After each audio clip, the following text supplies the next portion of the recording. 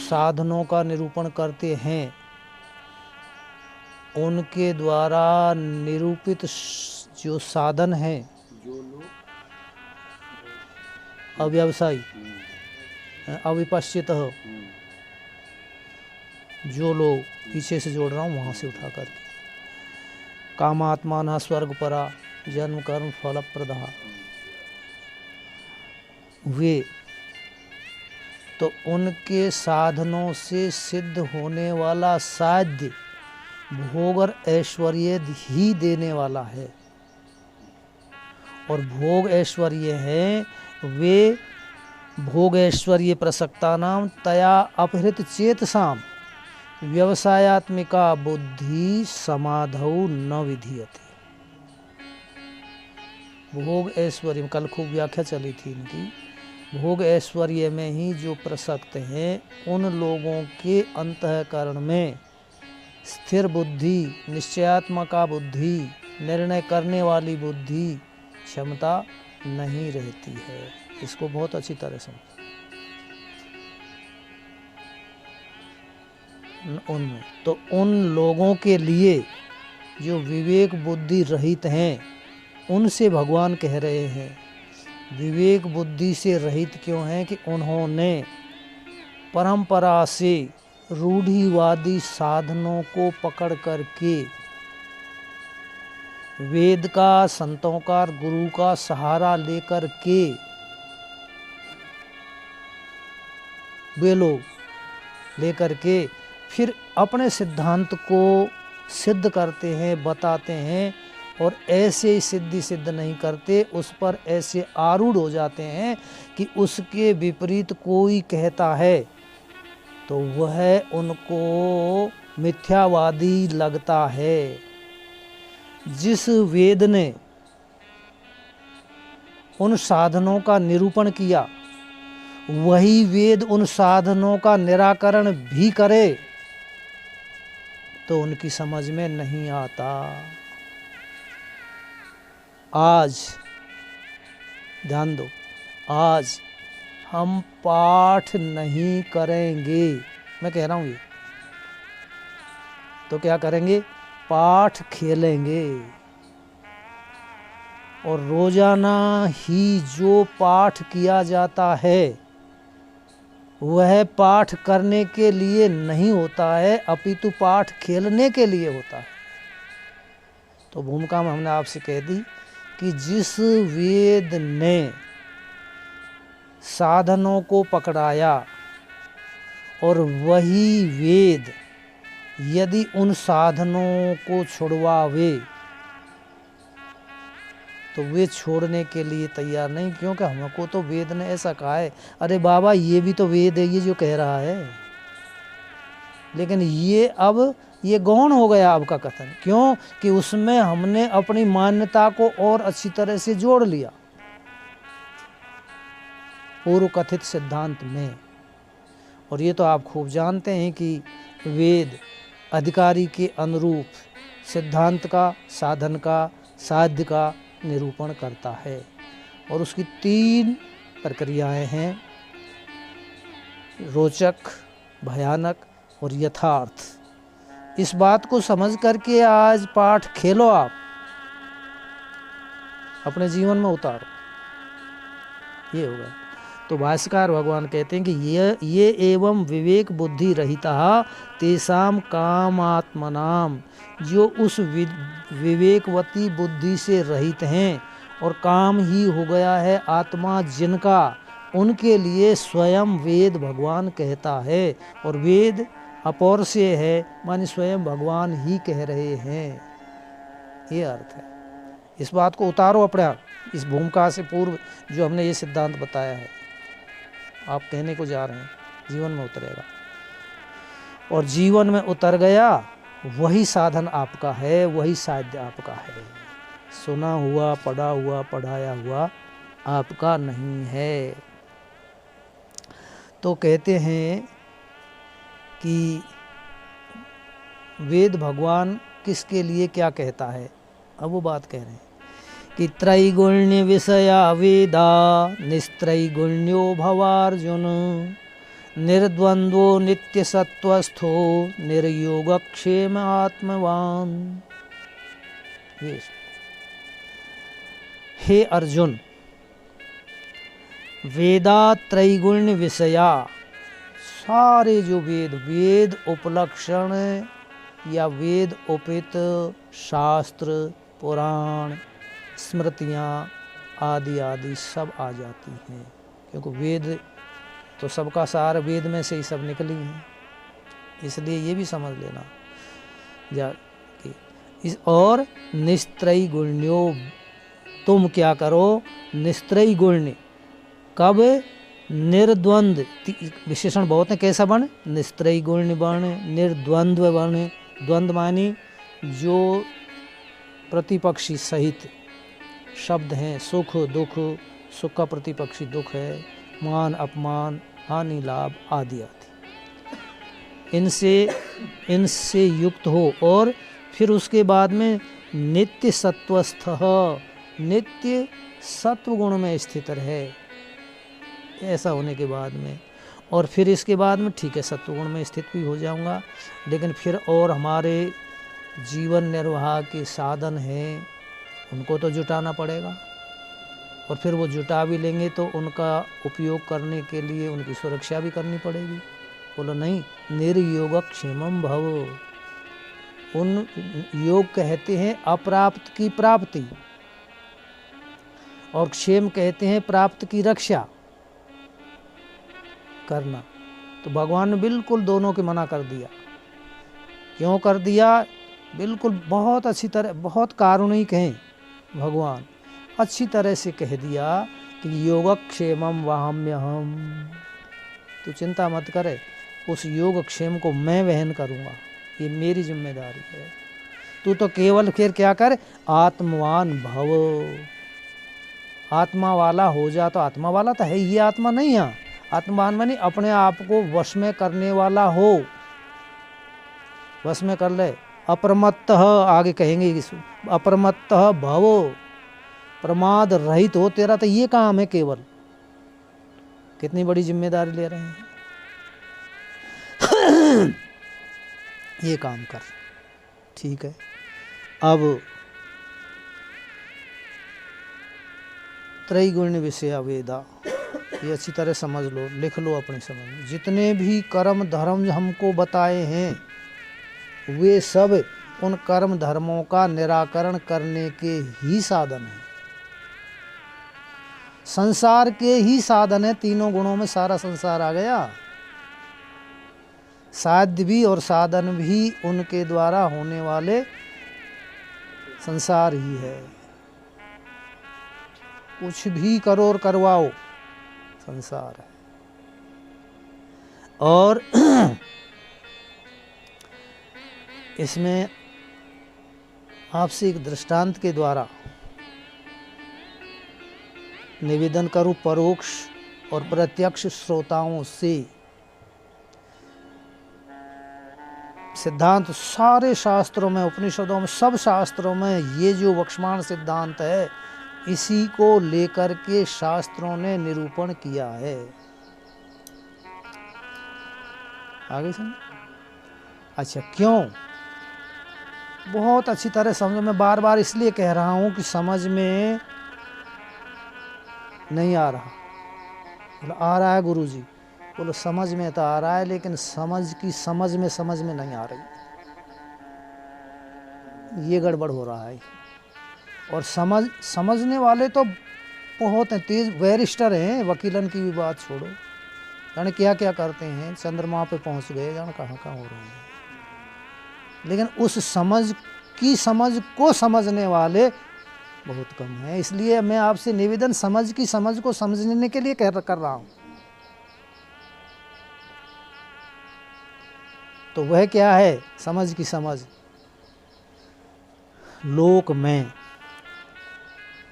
अधिकांशतः 4 प्रकार के व्यक्ति देखे जाते हैं, पाए जाते हैं।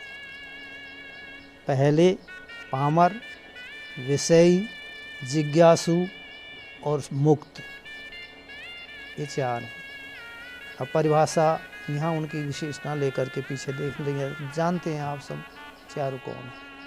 तो इसलिए हमारे महापुरुषों ने उस वेद वाणी को, उस वेद के सिद्धांत को अपरोक्ष अनुभव करके, जीवन में अनुष्ठित करके, उतार के,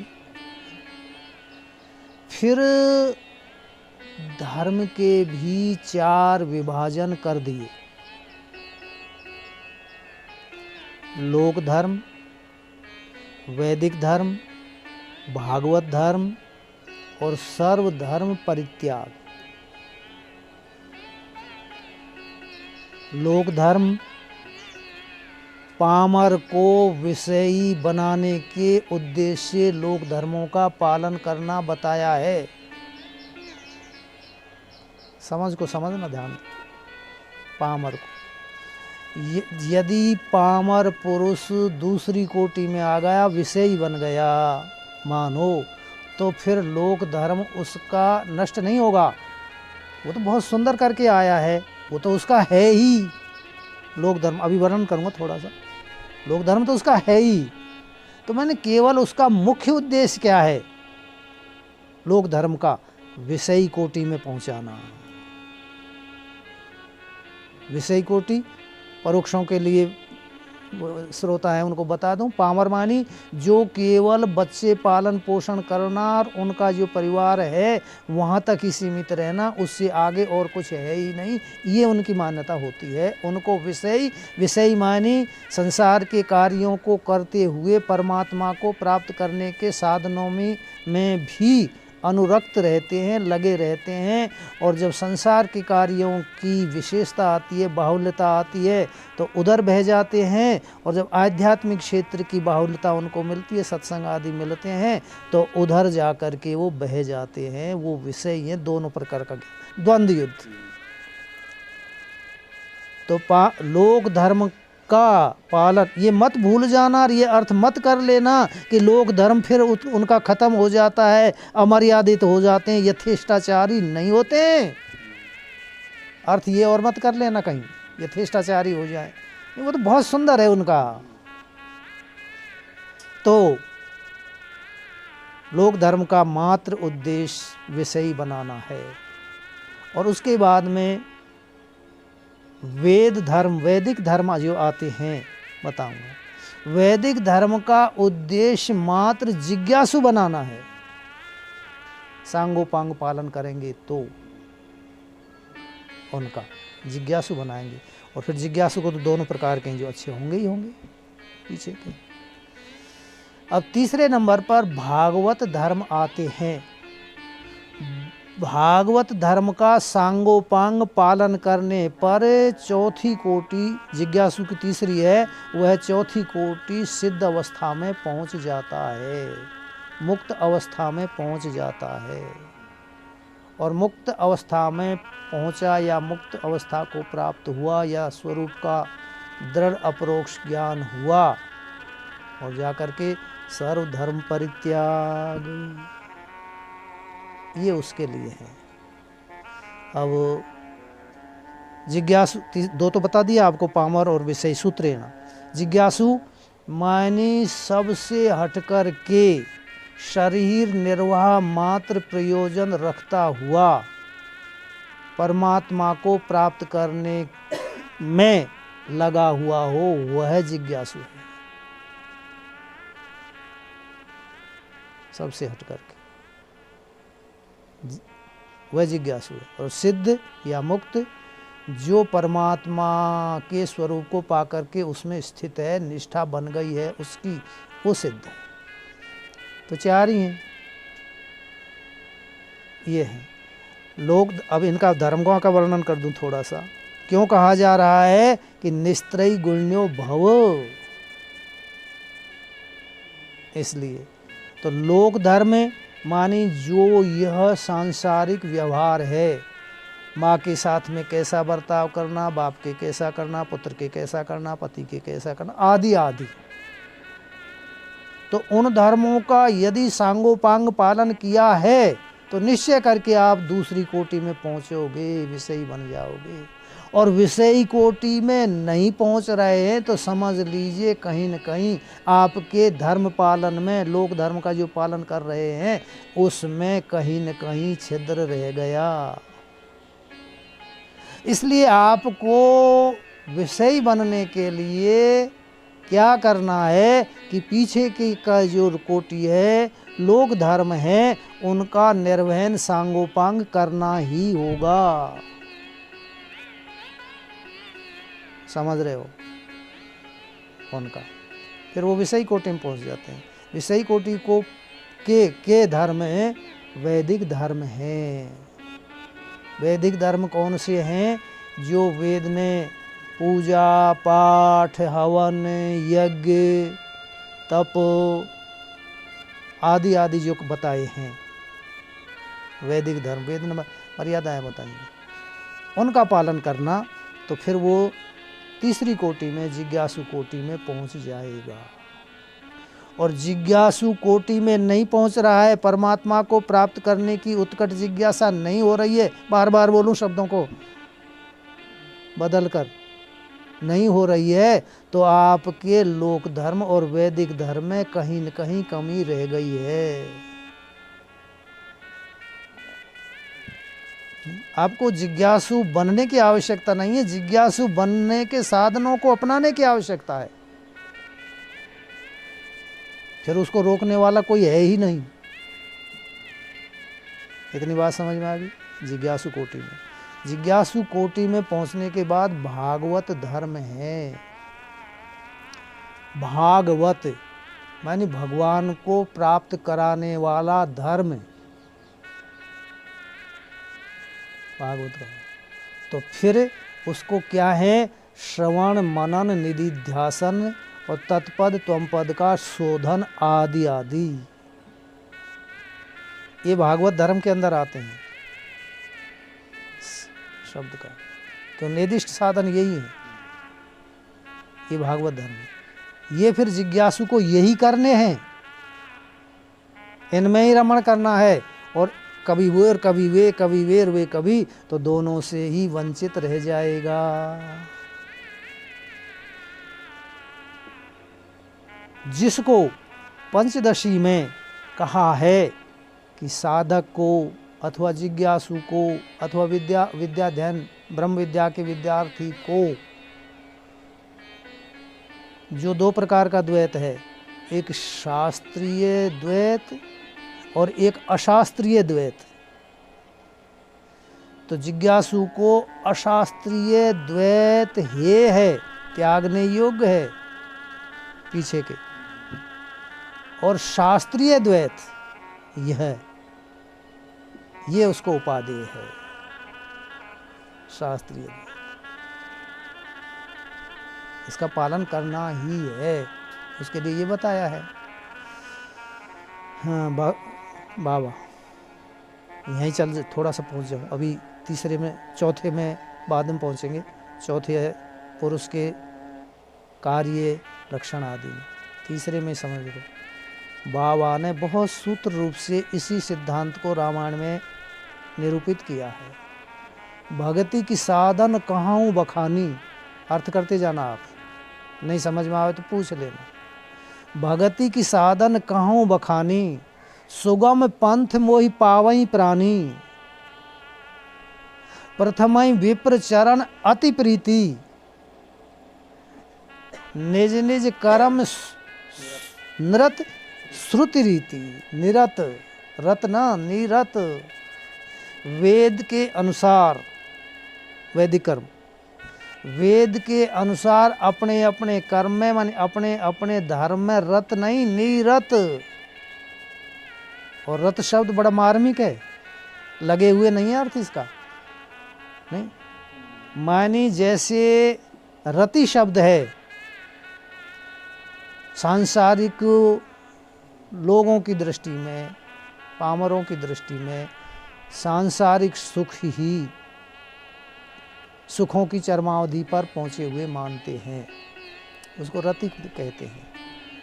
तो उसकी तरह से जैसे उनकी उसमें प्रीति है रति में, ऐसे ही साधक की अपने धर्म में, अपने कर्तव्य में रति होनी चाहिए, प्रीति होनी चाहिए ऐसी, निरत निशेषेण रत, वेद के अनुसार जो बताए हैं उनका। फिर उससे क्या होगा?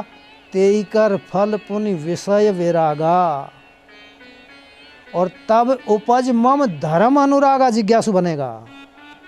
मम धर्म भागवत धर्म, तब वो होगा भागवत धर्म जिज्ञासु जब बनेगा।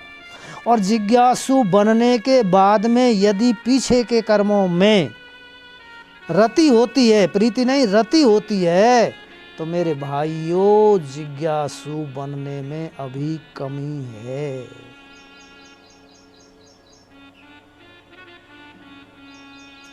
आगे बात समझ। तब उपज मम धर्म अनुरागा, सबका फल ये है। फिर अपने भागवत धर्मों में जब अनुराग हो गया, प्रीति हो गई,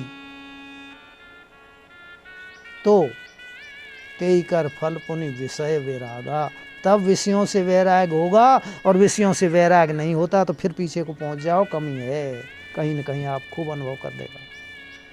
पीछे कमी रह गई, यहाँ बैठ कर के रहो भाई, यहाँ रहो, डोलो मत हो। मैंने आपसे निवेदन कर दिया कि पाठ करेंगे नहीं, आज खेलेंगे। और खिलाड़ी जरा सा भी चूक गया तो हाथ पैर में चोट आ सकती है। और खिलाड़ी भी, क्रिकेट आदि का खेल ज़्यादा कठिन है,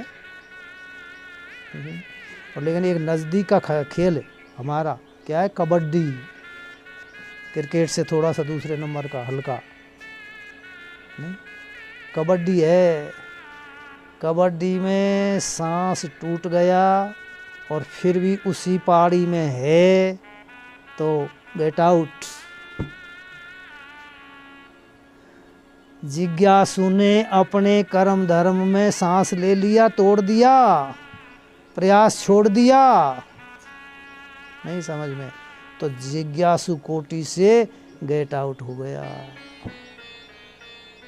फिर पहुंच गया वहीं पीछे को, विषयी कोटि में। और विषयी भी रहे ना रहे, शायद पामर भी बन सकता है, क्योंकि कच्चा तो काम तो है ही है। बहुत अच्छा खुल रहा है, ऐसे खोलना तुम भी। कबड्डी का खेल है और निसंकोच, समझ में बात नहीं आवे मनन करना, समझ की समझ में नहीं आवे, समझ में तो खूब आ रही है, ये तो नहीं है समझ में, तो खूब प्रश्न करना। और आपको खुली छूट है, कभी भी आकर के हमसे मिल सकते हैं। आप कहेंगे गुरुजी अब आपको ज़्यादा परेशान नहीं करना चाहें, तो राजस्थान में कबड्डी का ही एक अपभ्रंश रूप है बडूडू। खेली होगी गाँव में, वही कबड्डी वबड्डी ना जाने कानून ने, बडूडू खेले, दूध हैं, खेलते होगे, देखा होगा नहीं ऐसा। वहाँ में एक पार्टी में तो चाचा जी थे और एक दूसरी में भतीजा थे उनके, यानी तो भतीजा में कैचिंग पावर अच्छा था और चाचा में कबड्डी देने का पावर अच्छा था, खेल का, खिलाड़ी का।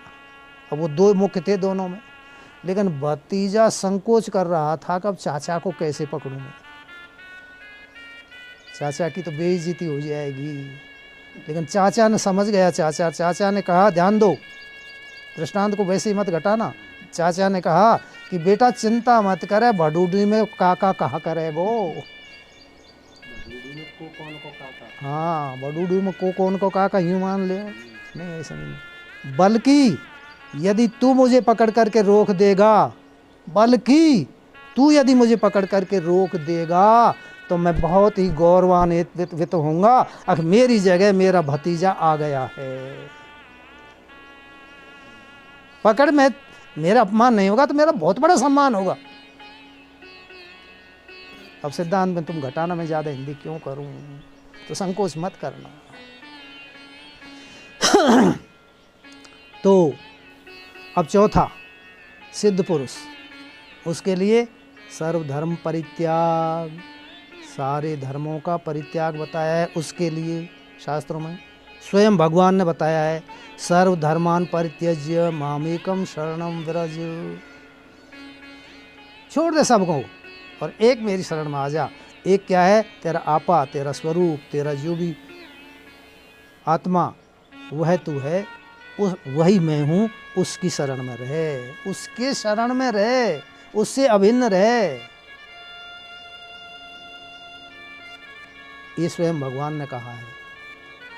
और इसी को बिल्कुल इसका अर्थ अनर्थ कर बैठते हैं लोग, धर्म जान क्या क्या लगाते हैं, लेकिन इसी बात को, धर्म के अंदर क्या आते हैं, इसी बात को शंकराचार्य जी के दादा गुरु गौड़पाद आचार्य जी ने मांडूक उपनिषद की कारिका में कहा है।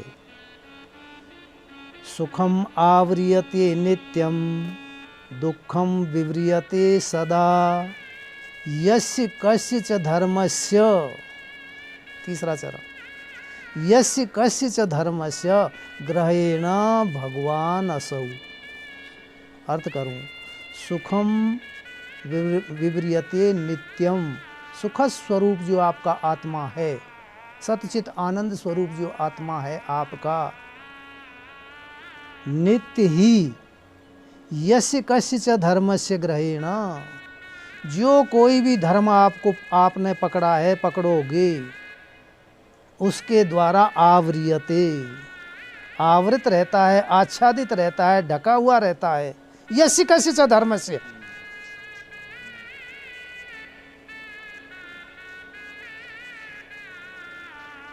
किसी भी को धर्म माने उन्हीं को मत माना, पूजा छुड़ा दी, का पाठ छुड़ा दिया वेद ने, भगवान ने, गुरु ने, ये नहीं। यस्य कस्य च धर्मस्य, किसी भी धर्म को ग्रहण करने से असौ भगवान आव्रियते और दुखम विव्रियते, बहुत कठिनाई से फिर वो पर्दा हटता है। वो जो अभी आपसे कहा कि ऐसा पकड़ लेते हैं, दुखम विव्रियते, बहुत कठिनाई से फिर वो पर्दा हटता है। आपके किसने डाला पर्दा? आपने डाला। क्यों डाला? परंपरा से हमें डलवाया, लेकिन परंपरा से डलवाने वाले ही अब आपको छुड़वा रहे, हटवा रहे हैं, लेकिन वो बात हमारी समझ में नहीं आती। हाँ हाँ, बड़ा सुंदर एक दूसरा दृष्टांत और समझ में आ गया, जाना माना हमारे जीवन का उतरा हुआ। बिल्कुल मैं साफ साफ कह दूं, क्योंकि प्रकृति हर जगह हमको शिक्षा देती है। बहुत धीरे धीरे समझना। इस शरीर का भाई था एक, यस्य कस्य च धर्मस्य कैसे पकड़ लेते हैं और फिर वो उसको छोड़ना कितना कठिन हो जाता है। बहुत धीरे धीरे समझा रहा हूँ, आप समझ लो। मुझे यहाँ कमी दिख रही है इसलिए मैं कह रहा हूँ। तो अब छोटे बच्चों को शौचालय कहाँ है, गाँव में शौचालय नहीं थे, अब तो खैर सब जगह हो गए, शौचालय नहीं थे। तो माँ ने उस बच्चे को, उस भैया को, मेरे को जा कर के अभ्यास करा दिया, भाई बेटा घूड़ा पे जाओ कर शौच के लिए। घूड़ा थोड़ा अलग होता है, खिड़क में होता है एक अलग जगह। तो वो भैया शौच के लिए घोड़े पर पहुंच जाता था। 2-4 दिन माँ पहुंचा करके आई, फिर तो उसको अभ्यास हो गया, फिर गुरुजी की आवश्यकता ही नहीं, अभ्यास हो गया। सिद्धांत में वो भी ले लो पंक्ति, वो चला जाता था। एक दिन क्या हुआ कि माँ खेत पर चलेगी, राजस्थान में माताएं काम करती हैं खेतों में, खेत पर चलेगी, उसको भी ले गई, साथ में और भी थे, पिताजी भी थे, सब लोग थे। वो कहा करते हैं जो बता रहा हूँ मैं, हम तो नहीं थे, बड़ा था वो, तो ले गए।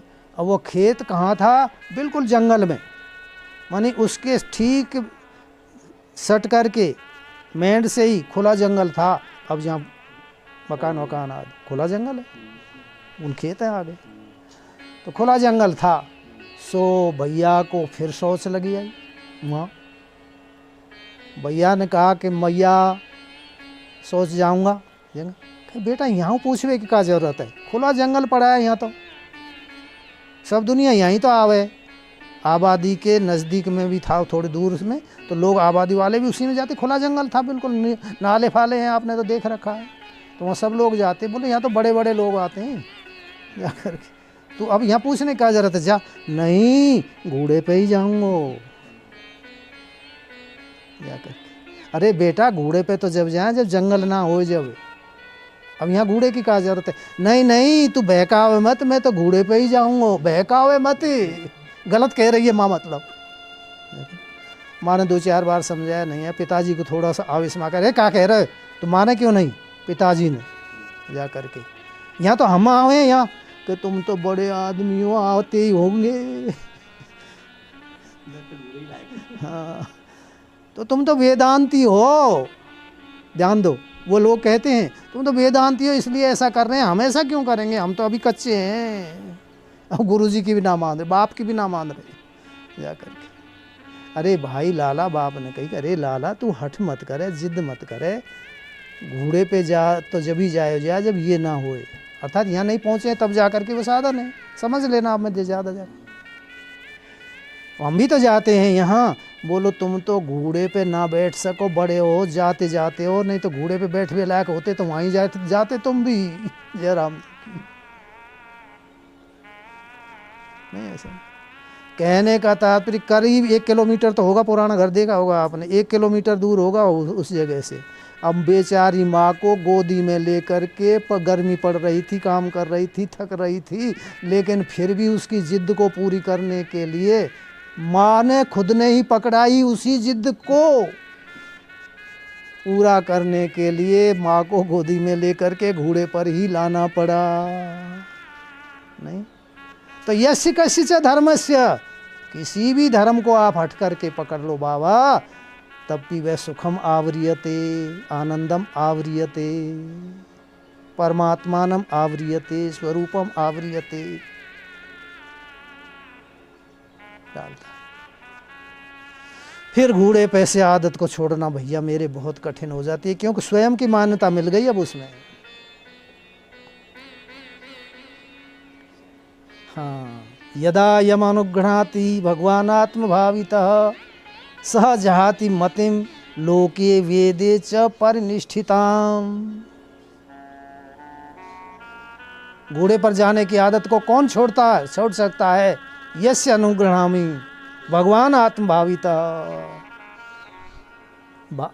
भगवान आत्मभावित है, ये इसका अर्थ मत ये करना कि भगवान आत्मा से भावित होगा, नहीं, भगवान एव आत्मा, आत्मा एव भगवान।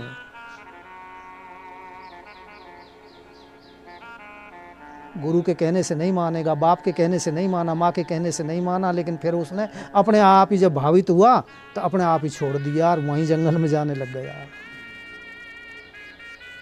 आत्मभावित, स्वयं ने आत्मभावित भगवान।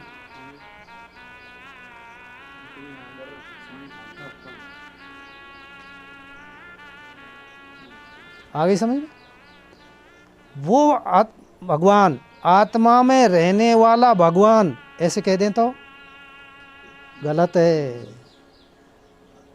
अरे आत्मा ही भगवान है बाबा, हो आत्मा सो परमात्मा, हम क्यों कहते हैं, साधारण लोग भी कह रहे हैं इस बात को। तो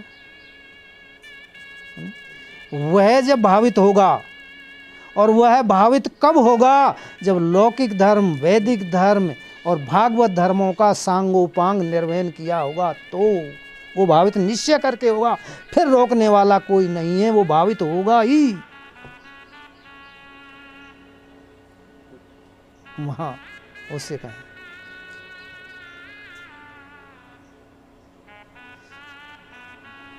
आ रही समझ में। तो यदा यमनुगृह्णाति भगवान आत्मभाविता, जिसके ऊपर वो कृपा करता है, मानी स्वयं आत्मा ही आत्मा के ऊपर कृपा करता है, जब तब सहजाति मतिम, कौन सिम, लोके वेद, ये व्यवसायत्मिका बुद्धि तब आएगी, अव्यवसायत्मिका बुद्धि जहाती, तब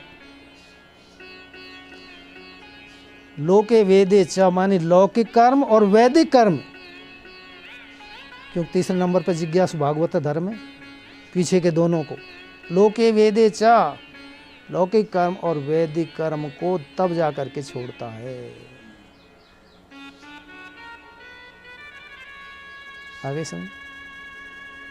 तो इसलिए अब आपको कर्म धर्म कोई भी मतलब छोड़ने की आवश्यकता नहीं है। आप अच्छा, और बाप की भी नहीं मानी भैया ने, माँ की भी नहीं मानी, और फिर इनके बिना कहे ही अपने आप ही मान ली। तो मानना तो आपको पड़ेगा। माँ परेशान कर लियो, बापे परेशान कर लियो, 1 किलोमीटर गोदी में बैठ चले जाओ भले ही, लेकिन मानना जरूर पड़ेगा भाई। आनो भाई जंगल में पड़ेगा सोच के लिए।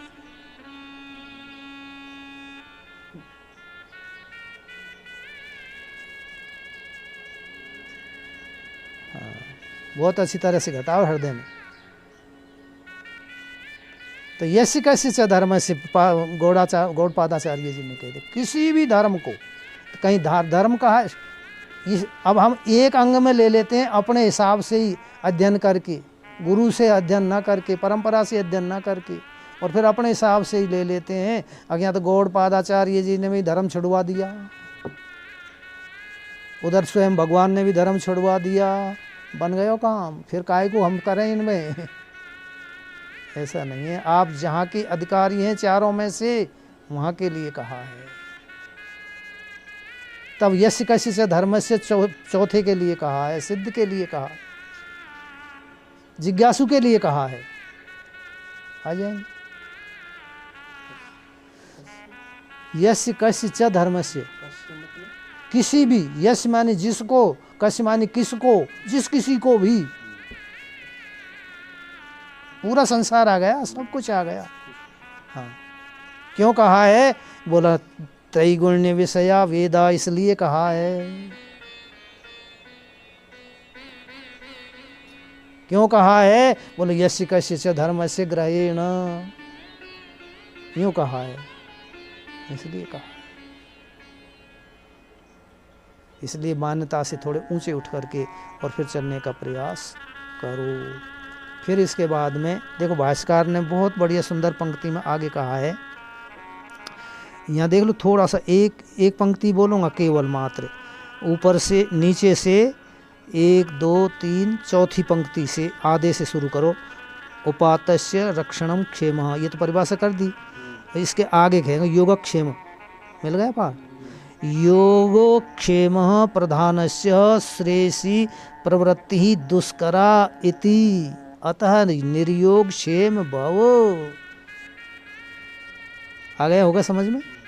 योगक्षेम प्रधान से, जिस साधक की दृष्टि में योगक्षेम की ही प्रधानता है, अप्राप्त को प्राप्त करने में लगा हुआ है और प्राप्त की रक्षा करने में लगा हुआ है। कैसे हो ये तार ना बिगड़ जाए, कैसे हो ये स्वर ना बिगड़ जाए, कैसे हो ये जनता ना बिगड़ जाए, सीधी बात है भाई। कैसे हो ये ना बिगड़ जाए, ये रक्षा करने में तो लगा हुआ है। यस्य कस्य धर्मस्य, में ही तो लगा हुआ है।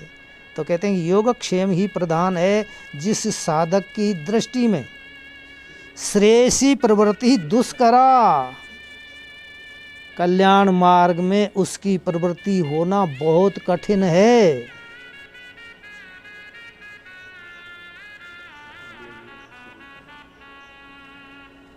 दुष्करा इति, ऐसा है। अतः इसलिए निर्योगक्षेमो भवो, योगक्षेम से रहित हो जा। उनकी चिंता मत कर, वो तो गारंटी भगवान ने ले ली। शंकराचार्य जी ने फिर कहा है विवेक चूड़ामणि में, शरीर पोषणार्थी सन आत्मानं दिदरक्षति यह, ग्राहम दारुधिया धृत्वा स नदीम तरतुम इच्छति। या स दारुधिया धृत्वा, कुछ ऐसा हो, स ग्राहम दारुधिया धृत्वा नदीम तरतुम इच्छति। जो शरीर के पालन पोषण करने में ही लगा हुआ है, योगक्षेम में ही लगा हुआ है, और आत्मा को जानने की इच्छा भी कर रहा है, तो उसकी आत्मा को जानने की इच्छा ऐसे है जैसे ग्राहम दारुधिया धृत्वा, ग्राह नदी में रहने वाला मगरमच्छ डसने वाला, खाने वाला, पकड़ पैर डुबोने वाला, आपके जाने माने हैं, लेकिन मैं फिर हिंदी इसलिए कर रहा हूँ, ग्रह ग्रह कह देते हैं, ग्रह है कैसा ये समझ में ना आवे, समझ की समझ ना आवे, ग्रह को समझ तो लिया। तो शरीर पोषण है, वो ग्रह है, उसको नौका समझ करके और उसके ऊपर बैठ करके नदी के पार जाना चाहते हों।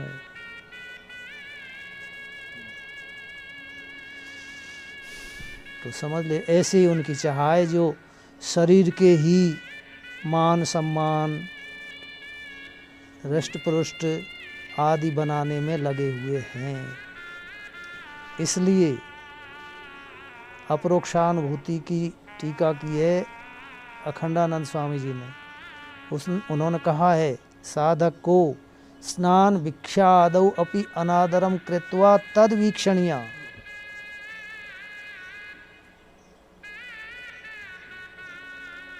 मुख्य मानव को या साधक को मुख्य दो ही विषय हैं, स्नान और भिक्षा। गर्मी लगती है, आलस आता है तो स्नान कर लो, भूख लगी है तो भोजन कर लो मिटाने के लिए, ये अनादर पूर्वक हो गया। और आदर तो आप जाने, अब ये तो आपकी जानी मानी है, आदर तो बहुत है। मिनिस्टर आ रहा है तो ट्रंप आए हो जो महीनान पहले ही जा कर के आदर करना शुरू हो गया था, ये है आदर। ऐसे ही स्नान में और भिक्षा में लगाना, पकौड़ी बने, अकौड़ी बने, खीर बने, जलेबी बने, मालपुआ बने, नमकीन बने, ये आदर हो गया। ये इनके इन प्रकार ये क्षुधा रूपी कुतिया भूखती हुई बंद ही गया जाकर के, तब जाकर के हम अधिकारी बनते हैं। तो आप ठीक कह रहे हैं, ये तो बात है, लेकिन शरीर निर्वाह के लिए तो कुछ ना कुछ तो करना पड़ेगा। साधक कह रहा है गुरुजी से, भतीजा कह रहा है चाचा से, तो पकड़ेंगे तो आपको आदर तो करना ही पड़ेगा। बोलो ना, आदर मत करे। प्रारब्ध पुष्यति वपु रीति निश्चित निश्चलः धैर्यम आलम्ब्य यत्नेन स्वाध्यास अपनयम कुरु। प्रारब्ध पुष्यति वपु तो बाद में आया है, लेकिन इसका पालन पोषण करने वाला तो तेरे ही कर्म ने, भगवान की कृपा ने, कोई भी मान लो, पहले ही भेज दिया है। प्रारब्ध पुष्यति वपु, शरीर पोषता है। इति निश्चित निश्चल, ऐसा निश्चय करके निश्चल हो जा, तू संशय मत करे इसमें क्या कर। धैर्य आलम्ब्य माने कभी भीख या भिक्षा देर से मिली, थोड़ी मिली, नहीं मिली तो धैर्य रखे, घबराओ मत, कल भी ऐसा ही हो। वो धैर्य आलम्ब्य, धैर्य का आश्रय लेकर के इसमें पोषण में स्वाध्यास अपनयम कुरु, अपने आप में जो देहाध्यास है उसको दूर कर, तो उसमें लगे, ये अर्थ है। तो इसलिए अब समझ में आ गया होगा कि निस्त्रयी गुण्यो भव, तो तीनों गुणों से ऊपर उठ जा, सारी जिम्मेदारी फिर मेरी। तीनों गुणों से ऊपर जो उठने का प्रयास कर रहा है अथवा उठ गया है, बिल्कुल चिंता मत करो, संसार का हो प्रकृति का हो, पीछे पीछे दौड़ लगाएंगे। अनुग्रहणामि, हाँ हाँ, वो भी है, भागवत जी में भी है। और हिंदी में कह दूं, लाओ, गांठी में राखे नहीं, मांगन में सकुचाए, और पीछे पीछे मैं फिरूं, कहीं भूखा ना रह जाए। बनो,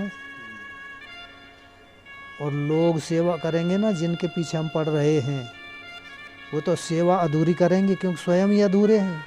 स्वार्थ से करेंगे, कोई न कोई मतलब से करेंगे, और भगवान को कोई मतलब नहीं है, कोई स्वार्थ नहीं है तुमसे, वो सेवा करेगा फिर पीछे पीछे।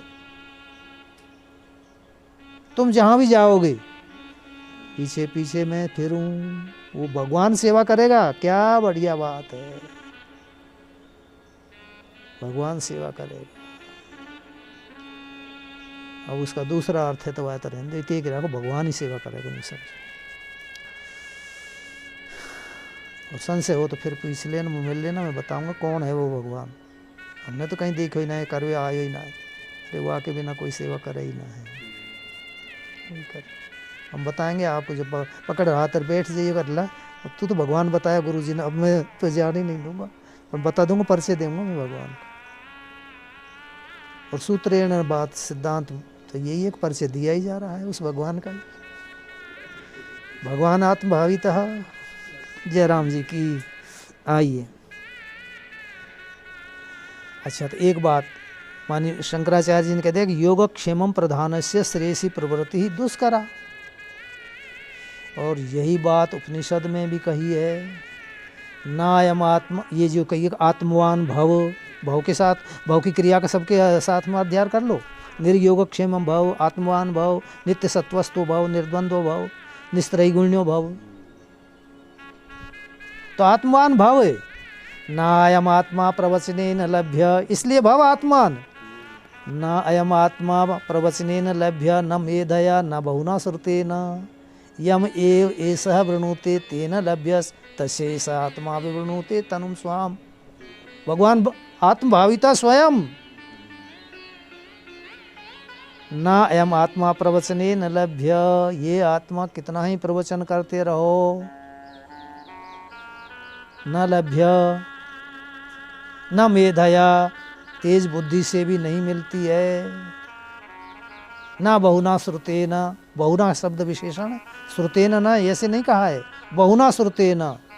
क्यों? शब्द जाल महा अरण्यम चित्त भ्रमण कारणम। यूं काम काम कर लो, जितना हमें आवश्यक है उतना श्रवण। न मेधया न श्रवण लभ्य, नायम आत्मा प्रवचने न लभ्या, न मेधया न बहुना श्रुते न। तो किसको? यम एव एषः वृणुते, जिसको यह आत्मा स्वीकार करता है, वर्ण करता है, वृणीते है ना, वर्ण करना, स्वीकार करना। तस्य ऐसा आत्मा विवृणुते तनुम स्वाम, उसको यह आत्मा अपने तनुमानी स्वरूप को स्वतः ही प्रकट कर देता है, प्रकाश कर देता है। समझ की समझ समझ में आ जाती है, जो आज का विषय चल रहा था, खेलना पाठ, स्वतः ही, ये अर्थ है मेरे भाइयों। इसलिए अगला श्लोक एक और ले लो कि 22 की पंक्ति अगले श्लोक से पूर्व भूमिका। सर्वेषु वेदोक्तेषु कर्मसु यानि अनंतानि फलानि तानि न अपेक्षन्ते चेत किमर्थम तानि ईश्वरा इति अनुष्ठीयन्ते इति उच्यते शृणु। कहते हैं कि सर्वेषु, शंकावादी शंका कर रहा है, शिष्य शंका कर रहा है, यूँ समझो। कहते हैं कि सर्वेषु वेदोक्तेषु कर्मसु यानी अनंतानि फलानि, सारे वेदों में कर्मों के जो अनेक फल कहे हैं, तानि न अपेक्षन्ते, उनकी चेत, उनकी अपेक्षा नहीं है, कर्म फलों की नहीं। हाँ, तो किमर्थम तानि ईश्वराय इति अनुष्ठीयन्ते, कहते हैं कि उन कर्मों का अनुष्ठान फिर ईश्वर को अर्पित करने के लिए हम क्यों करें, जब उनकी अपेक्षा ही नहीं है। जैसे अब आप ही कह देंगे अल्लाह तुमने सब तो साफ काम पकड़ा यार, अब सब जा करके साफ करवा दिया, भगवान भावित होगा, भगवान ये करेगा वो करेगा, ये सारी बात है। हाँ,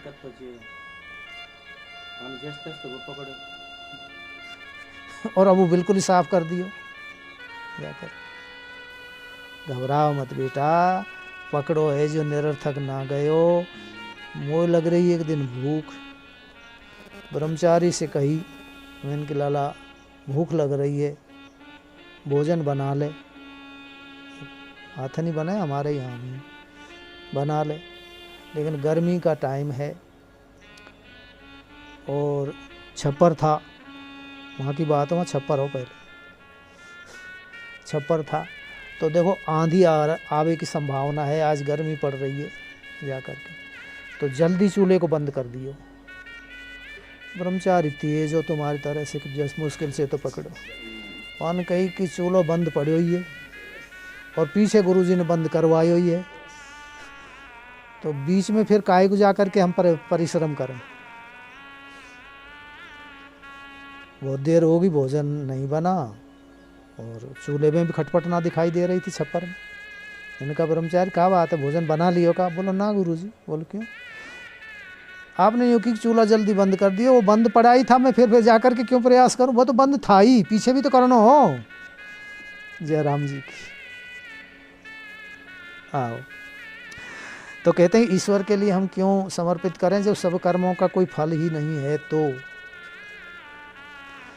कि यावान अर्थ उदपाने सर्वतः संप्लुतो दके तावान सर्वेषु वेदेषु ब्राह्मण्यस्य विजानतः। कहते हैं कि सर्वतः संप्लुत उदके प्राप्ते क्रिया मानी सब ओर से परिपूर्ण जलाशय के प्राप्त होने पर, उदपाने मानी छोटे उदपाने, छोटे जो जलाशय में हैं, यावान अर्थ जितना प्रयोजन है, ये तो समझिए। बड़ा जलाशय मिल गया तो ना, अब यहाँ पहले बड़ा जलाशय नहीं है तो नहाने के लिए अलग नल लगा रखा है, रसोई में अलग नल लगा रखा है, पानी के लिए पिलाने के लिए अलग लगा रखा है, ठाकुर जी की पूजा करने के लिए अलग नल लगा रखा है, सारी है। और जब शुद्ध जलाशय मिल गया तो भरो लोटा और करो सब काम वही में, अलग अलग नल लगाने की क्या जरूरत है। तो छोटे उदपाने यावान अर्थ छोटे जलाशयों से जितना प्रयोजन रह जाता है, तावान ब्राह्मणस्य विजानतः सर्वेषु वेदेषु, उतना ही ब्राह्मण मानी जिसने ब्रह्म को जान लिया है, उसके जानने से सारे वेदों में भी उतना ही तात्पर्य रह जाता है। अर्थात वो सारे कार्य, नहाने धोने के, रोटी रसोई बनाने वाले जो सारे कार्य हैं, उस जलाशय से ही सब पूर्ण हो जाते हैं, आवश्यकता पूर्ण हो जाती है, फिर उनके फलों की जरूरत ही नहीं रहती। क्योंकि आपने जो कर्म करके फल ईश्वर को अर्पित किए थे, वह ईश्वर में है वे, तो फिर ईश्वर भी तो तुमको देगा, वो सब उसी में से मिलेंगे फिर हमको। और फिर एक सिद्धांत को अच्छी तरह से अपना लो, संसार, भगवान और धर्म किसी के ऋणी नहीं रहते हैं, बल्कि और अधिक गुना करके लौटाते हैं। संसार के लिए सब यूँ कहें ना, संसार ऐसा है वैसा है, ये संसार बहुत अच्छा है। संसार के लिए आप थोड़ा सा भी करके दिखा दो कुछ भी, तो कई गुना करके आपको लौटाएगा, वो सेवा करेगा आपकी। धर्म का थोड़ा सा भी पालन करके दिखा दो, स्वल्पम अपि अस्य धर्मस्य, कोई सा भी, त्रायते महतो भयात, बहुत अधिक करके देगा धर्म भी आपको। सोई भगवान है, भगवान भी किसी का ऋणी नहीं रहना चाहता। जब सर्वतः संप्लुत उदके, उस भगवान के प्राप्त होने पर फिर जो उस आएंगे कहाँ से उसके भगवान के पास में, बोले तुमने ही तो रखे, वो तुरंत ही जा करके और अच्छे करके, मधुर बना के, रसीला बना करके आपको लौटाएंगे। तो ज्ञानी का व्यवहार तो और रसीला होता है, मधुर होता है, श्रेष्ठ होता ही होता है। अज्ञानी का नहीं होता जितना, जैसा ज्ञानी का होता है, नहीं लौटाएंगे। ये अर्थ है, कहने का तात्पर्य ये है। इसलिए